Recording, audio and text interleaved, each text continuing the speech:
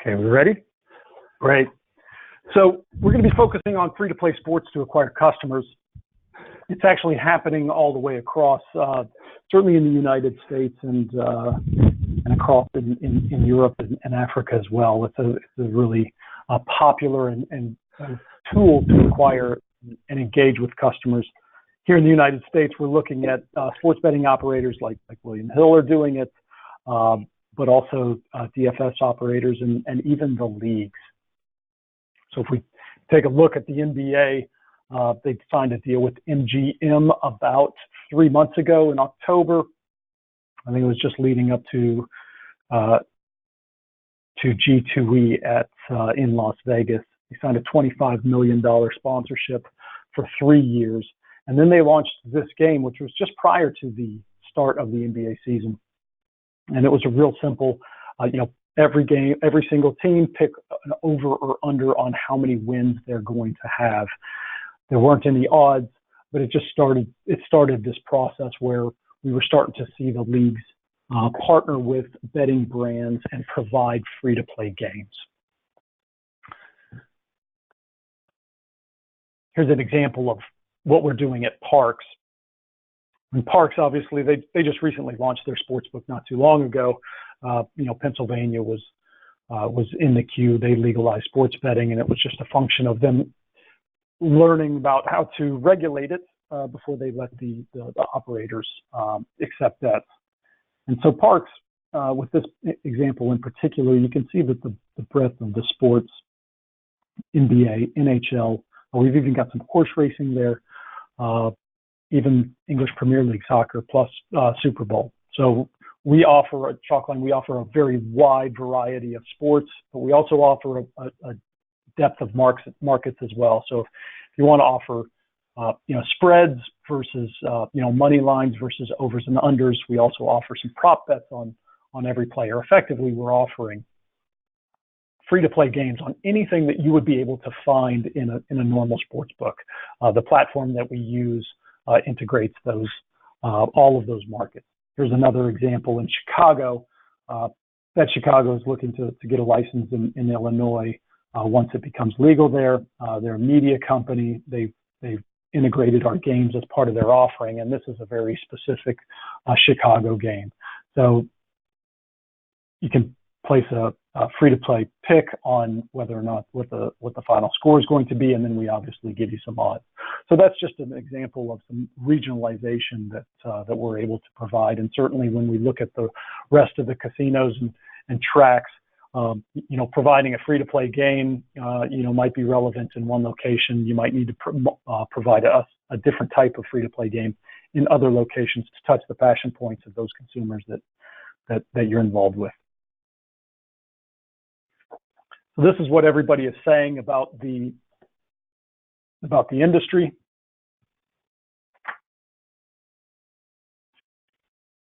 Nathan Rothschild from Genius Tech. It's an Australian company. They are integrating some interesting content with DraftKings now, and they work with operators in Australia, Asia, and the UK. It says that free-to-play games that create a huge potential acquisition and retention opportunity. Eva Bacon, who is the mastermind behind ICE North America and Sports Betting USA at Clarion Gaming a couple of years ago, wrote that sports betting like games create brand awareness and build databases, gain expertise from those that are using them. And then we can certainly attest to the gaining the expertise and just understanding what that sports betting marketing metronome is like inside of a land-based casino group versus maybe more traditional or marketing that casinos have been used to deploying. And last but not least, Steve Birch says that of Sky Bet's Super Six, which is the pinnacle of the free-to-play games, it's excellent results on user engagement and bet conversion. So it's not all about just user engagement. They are actually driving bets to Sky Bet from their Super Six, which is just a free-to-play game where of 6 English Premier League games, you pick the correct scores on those 6 games, and you can stand a chance to win £1 million. So that's just a bit of an overview on the free-to-play sports betting. I'm going to go through the 7 reasons, and then certainly think about some questions, and I'll be more than happy to answer them afterwards. The first is it's just a simple and easy way to introduce sports betting. The casinos have been doing this for quite some. The social casinos have been doing this for quite some time, and it's introducing a social sports betting is really no different. And you're tapping into passion points for patrons. We know that there's a lot of people that go into the casinos that are sports mad, or the tracks, and it's just about reaching them on a passion point that we know that they're interested in. I'll talk a bit about customer acquisition and customer lifetime value, and we'll talk a little bit about the unit metrics on free to play and the value of a sports bettor in the United States. When people go into casinos, sometimes they are known patrons. They have a loyalty card. They bring a bunch of people that might not actually have that loyalty card, or they're just following them on social media. Free to play games are a great way to capture data around unknown patrons. And then while there are a lot of people that fundamentally understand betting and are currently betting in the United States, there are more that do not. And over the next 3 to 5 years, there's a large education component, and I'll talk about that. And then it's about socially, it's about leaderboards, it's about a little bit of bragging, and our free to play games are certainly part of that social sharing that happens. And then it pays for itself. We'll talk a little bit about how people are monetizing not just the free to play games, but everything around it. So here's the front door for Tropicana. We started working with Tropicana well before they launched their sports book. We started working with them in June. And this just gives you a good example of, this is the desktop version, and it gives you a good example of the breadth of sports that we were offering at the time. But I just want to remind everybody that this was 70% of the people that played our games. It was a mobile engagement. And just the types of people that are playing our games, about 40% are less than 35. So we're certainly attracting a much younger demographic on a device that we know is incredibly relevant. And all the while in the lower right-hand corner, integrating the real money gaming that is legal, and certainly in New Jersey, online casinos are legal and licensed. So we were obviously driving people to that engagement. They love their sporting events, but every single casino, track, retail location, whatever it may be, they're all holding big game events. Whether that's Super Bowl coming up in a little bit, or March Madness a little after that, or the Masters, or the Kentucky Derby. All of these events, are part and parcel to the current entertainment environment that the casinos are providing. And what we're doing with our free-to-play games is just extending that, integrating a digital component, allowing people to maybe play or predict what's going to happen in those particular games, and obviously driving them through to the live events and foot traffic. So reaching everybody digitally, a much wider audience to get them to come into the casino. Pricing wise, could be free slots, it could be future site credits. We gave away potentially $1 million if somebody would have gotten all of the horses right in the Charlestown Classic for Penn National. The pricing is important, just to incentivize people to play and to provide some information. But again, it's about collecting that data, and whether that might be a loyalty program member that simply hasn't updated their email address in a while, or their mobile phone in a while. It's about attracting people and getting that updated information. So when we sold in my previous work, I started a sports book and I sold it to a large land-based casino group. And what we found inside of that entertainment offering that we were providing, once we integrated loyalty programs, was that for the first 6 months of the customer signing up to our sports book, which was fully integrated into the casino, they spent 50% more across the group than the previous 6 months before they'd signed up to the sports book. So that's along the lines of what Caesars is talking about, and this is pretty new for Caesars. I mean, this is November 2018. Both in New Jersey and Mississippi, we're just a couple of months in, but what they're starting to see is the adjacent outlets and bars and experiencer, that's 10 to 20% volume lift, and that's what certainly when we look at a sports bettor, it's not just in its single version of or single value of a sports bettor and how much they're going to bet. But having said that, we know that they're going to be worth about $900, and that was some information that was provided by an offshore affiliate company a couple of years ago at a conference, probably increased by then. But it's not cheap to acquire customers, and William Hill, they report how much they spend per new depositing customer. Our free-to-play games are a fraction of that $162. And what we know is that there's a large carryover. 65% of the casino loyalty program in the previous example that I gave, they were interested or came over and bet on sports. So you don't have to look very far in order to acquire customers, and you certainly don't have to go out onto the open market if you've got a casino or a track. You certainly don't have to pay $162 per new depositing customer, nor the reported $250 or $300 CPA that is being paid in New Jersey right now for those customers. And so once you get them into the property, there's still some things that you can do. Obviously, you're talking to them on mobile, but there's digital signage, tabletops. Here's an example of Tropicana, creating awareness around their free-to-play games and the prizes that people can win. And that's really for, people that are just coming in, maybe just going to the sports bar. But it's a series of small blocks that you're building around this database of sports bettors or potential sports bettors that you can then convert once you legalize sports betting, or once legalized sports betting occurs in your state, and then you all are ready to roll out. I was at the Fantasy Sports and Gaming Association conference this past week, and one of the guys from Twitch in the gaming department reminded everybody that attention spans are about 8 seconds, and that's decreasing. What we do at Chalkline is provide nice snack-sized marketing snippets, attract everybody's attention. It's mobile web. Here's the prize. It's a sports predictor game. Sounds pretty simple, and at the end of it all, they only spend about 35 to 45 seconds filling out, their picks and providing us with data.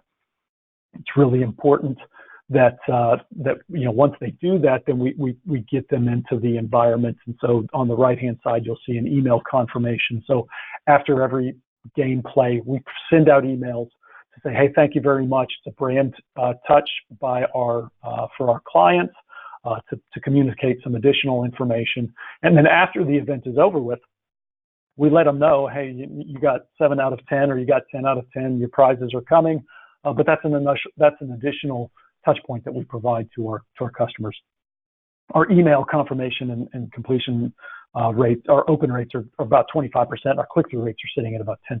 So it certainly assists with that betting metronome, or those pick metronomes. It just gets people into the groove of every Thursday they need to pick their college football games, or they need to pick their pro football games, or here your team's NBA team is about to play. Here's a free to play game to make that game a little more fun.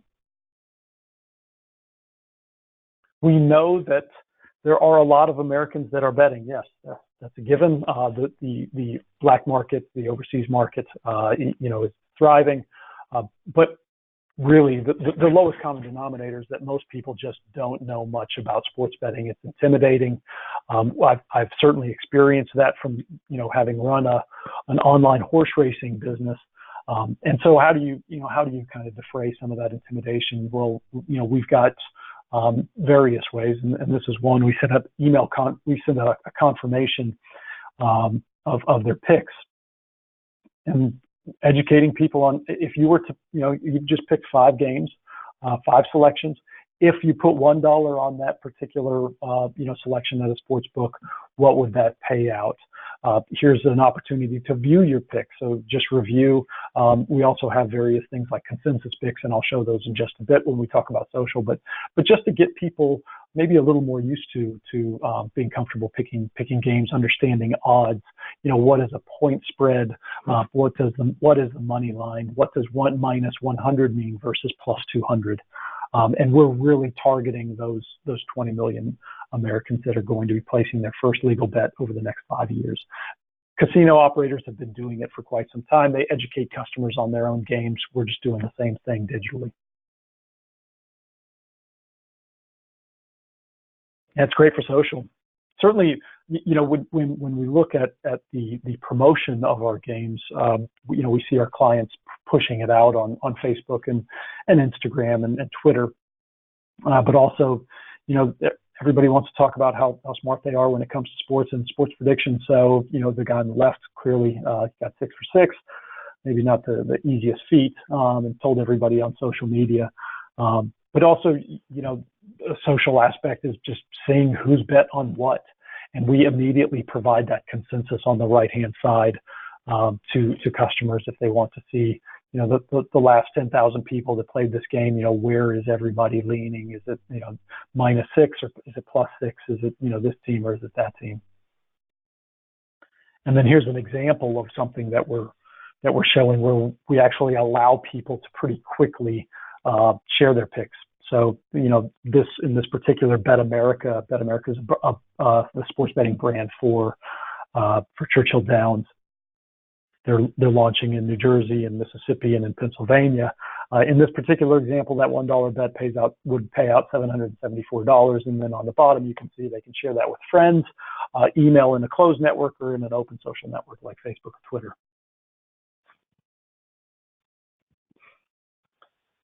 And the research is pretty definitive. We know that 20 to 30% of free-to-play players go through to revenue activities, and that's the bottom line. Whether that is a sports book that is open already, or that is increased play, slots, or if that's getting into restaurants and spending a little more money with football. It's all about ROI, and we know that it's certainly going to pay dividends in the quite narrow environment of just free-to-play player into sports betting, but there are certainly other residual effects as well. And this slide in particular just shows a little bit about our BI tools. We offer BI tools and analysis on everything that players are doing, their IP address, all the customized data. Demographics, location that they are, the types of picks that they are making, and that just helps us, with the client, build a little more personalized and a little more specialized marketing for various target markets and groups inside of the database. And it also helps us create lookalike audiences, so when we go back into Facebook, we're as efficient as possible in our marketing. So just to sum it up, really easy intro. This has been happening for quite some time. Social casinos have been doing it for casinos. Tracks, casinos, OTBs have people that come through all the time that are passionate about sports, and it's just tapping into that passion. So there are players that are operators that are spending, upwards of $250 per new depositing customer in New Jersey already. That's going to happen, and that cost that operators are going to be spending for new players is going to be increasing as the increase of the number of books, per state, and as the rest of the states roll out as well. So it's certainly understanding the difference between the customer lifetime value and the cost per acquisition is critically important. Free-to-play games play a huge role in that. Free-to-play games, certainly attract the extension of the brand and the destination, and they leverage it with unknown patrons. And we know that 40 to 50 million Americans are going to be betting on sports, so we need to be educating people, and then obviously that can also be done through sharing and social sharing. And that wraps up the formal aspects of the presentation. I'm certainly happy to listen to any questions that anyone has about the topic or any comments.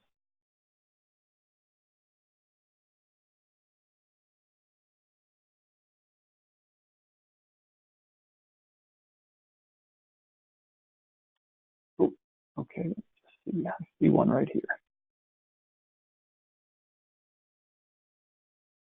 The biggest incentive drivers being offered to users through free-to-play platform besides cash prizes?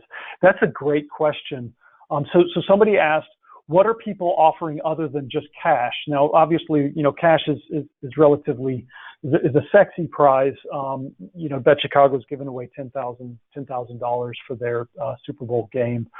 There's some games out there that are offering $50,000 or $100,000. But there's a lot of other things that casinos and tracks have access to. The one thing that we work closely with Tropicana on is just free bed nights. People want, there's always usually some open occupancy and not just in Tropicana, but when I operated the sports book at Sun International, we would give away free bed nights and people loved it. Maybe some free casino credit. But there's unused inventory, half off on dinners. There's unused inventory that's already that you have that you can give away that has a value and will certainly create a demand for people to play those games. That's a really important point. What we also saw was people gave away future site credits. So stand a chance to win $100 in future sports betting credits when the sports book launches or when the online sports book launches was another one that seemed to generate quite a bit of interest as well. And then we have one question about the differentiating games around the same contest, so the big game for a client like Parks versus a client like Bet Chicago. What are some of the different ways that those can be differentiated is the question. Yeah, it's a good question as well. So a lot of it is just there's regionalization and then just understanding your database and your consumers and what they want to do. I mean, obviously we in that particular scenario, Chicago people want to bet on or want to pick on the White Sox and the Cubs from a baseball perspective, whereas if you're in Pennsylvania, it might be more the Pirates or the Mets or the Yankees. And so differentiating by sports that we offer and localized teams, but we work pretty closely with these marketing departments to understand events that they've held that have been successful, events that they've held that has not been so successful. So while we can offer the same game across the United States, we really do dig in with those marketing teams in order to provide a very very focused and specific offering for that particular casino or that particular track. And then we have a question about KYC. And so can KYC be done for a free-to-play game, and what different registration options are available? That's great. That's a great question. So we're actually working. Some of our clients, we are doing. We're collecting all of the data in order to sign up, all the required data in order to sign up for a sports book, and passing that through to the CRM system for those particular clients.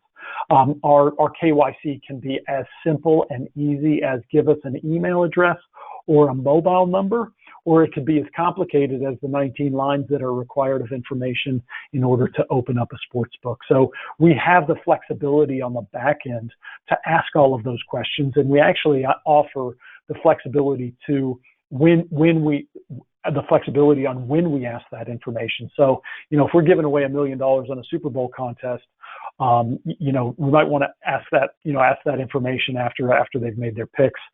We can do it before they've made their picks. All of that flexibility is built into the platform. And then a question about how much resources are required to operate a free-to-play platform by the operator. Yeah, it's another good question. That's probably the number 2 or 3 question that we get from all of our prospective clients. We do almost everything that we can. It's a turnkey solution. You give us the URL, we put the games and the platform onto that URL. We obviously need help with terms and conditions. are critical. And usually we're talking to the head of legal pretty soon after we sign, or we look to sign a contract as well, just to make sure that we're compliant in that particular state. I will say we are vendor registered in Pennsylvania and in New Jersey, where sports betting is already happening. We're going to be vendor registered in all the other states as well, as it rolls out, as the state regulations come to fruition. But from an operational perspective, we need a driver, but I mean, usually that's a couple hours a week of listening to us provide some ideas around pricing and games, and our reporting is weekly. So we just like to take everybody through what happened in the previous week and things that we can improve upon, and looking at a calendar. But we would need a champion inside of that organization, but I can't imagine that would be any more than 4 or 5 hours a week. And then a question about, can the recommended stakes change from $1 to $10 for the post-play information? And then just what are the staking sizes generally for people who transition to free-to-play, from free-to-play to real money? Yeah, we can definitely alter that. We are working with partners in other countries, other jurisdictions, where we're turning those free-to-play bets, populating bet slips, and then they can sign in and then enter whatever number they want to. So that inflection point of free to play to real money is one that we're always considering. We've integrated now with Canby, who's a big supplier here in the United States. We're currently doing that with SB Tech, and we're trying to help these operators transition players as easily and frictionlessly as possible from a technical perspective, from that free-to-play game into a real money game. And I think we're at time right now, so we'll follow up with other questions individually after the call. Sounds great. Next webinar is 5 lessons learned as we integrated our online sportsbook into land-based casino. Just a little bit about Chalkline and some of the customers that we've had. It's not just about sports betting. We can do some pop culture, like we ran a royal wedding game. Like I said previously as well, we are a vendor in New Jersey and Pennsylvania. Last year, we won an award at the e-gaming review for our platform and for our free-to-play games. We're recognized across the globe for our speed and agility and service. And then, that should wrap everything up. I appreciate everybody listening. Apologies if I went 5 minutes over the 30 minutes that I tried to. Certainly reach out to me individually, and I'm more than happy to discuss any of the points. Thank you very much, and have a great weekend. Bye.